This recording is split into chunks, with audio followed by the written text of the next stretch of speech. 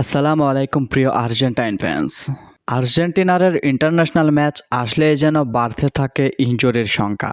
এবার সেই তালিকায় পড়ে গেলেন অ্যালেক্সিস ম্যাকঅ্যালিস্টার। হয়তো এই কথাটি অনেকেই জানেন না, আবার আমি বলাতে হয়তো অনেকেই বিশ্বাস করবেন না। গত 5 অক্টোবর মাঠে নামে লিভারপুল। সেই লিভারপুলের হয়ে খেলতে নেমে ইনজুরিতে পড়েন অ্যালেক্সিস ম্যাকঅ্যালিস্টার। কথা ছিল বিশ্বকাপ বাছাই পর্বের ভেনেজুয়েলা এবং বলিভিয়ার বিপক্ষে মাঠে থাকবেন তিনি, কিন্তু মাঠে থাকার কথা থাকলেও তার আর মাঠে থাকা হচ্ছে না, কারণ তিনি ইনজুরিতে পড়েছেন। এই ইনজুরিকে কেন্দ্র করেই যেন আর্জেন্টিনার এক এক প্লেয়ার বাদ পড়ে যাচ্ছেন। প্রথমে বাদ পড়েছিল নিকো গঞ্জালেস, এরপরে বাদ পড়ে যায় পাউলো দিবালা এবং শেষমেশ এসে এবার বাদ পড়লেন অ্যালেক্সিস ম্যাকঅ্যালিস্টার। আর্জেন্টিনার মধ্যমাঠের মণি বলা হয়ে থাকে। কোচ লিওনেল স্কালোনির একজন বিশ্বস্ত খেলোয়াড় তিনি। আর্জেন্টিনার মিডফিল্ড যেন তিনি একাই দখল করে রাখেন। সেই আর্জেন্টিনাকে খাদের কিনারা থেকে তুলে নিয়ে এসে জিতিয়েছিলেন শিরোপা।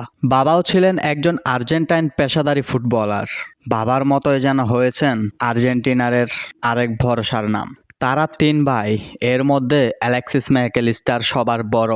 তার ছোট 2 ভাই এখনও ঘরোয়া লিগে খেলছেন।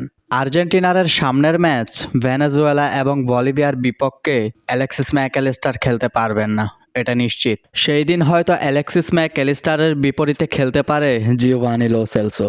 এবং দলের গুরুত্বপূর্ণ প্লেয়ারগুলো না থাকায় লিওনেল স্কালোনির কপালে পড়েছে চিন্তার ভাঁজ। আর্নে স্লটের আন্ডারে লিভারপুলে ভালোই করছিলেন আর্জেন্টাইন এই মিডফিল্ডার। অ্যালেক্সিস ম্যাকঅ্যালিস্টারকে আর্জেন্টাইন ভক্তরা ভালোবেসে বলেন ফুটবলের কমপ্লিট এক প্যাকেজ।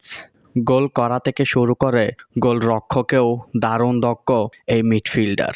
আক্রমণ ঠেকানোর পর বিপক্ষ দলের উপর চাপ সৃষ্টি করাতে অনেক দক্ষ এই মিডফিল্ডার, যার কারণে বিখ্যাত হয়েছেন পুরো বিশ্বতে।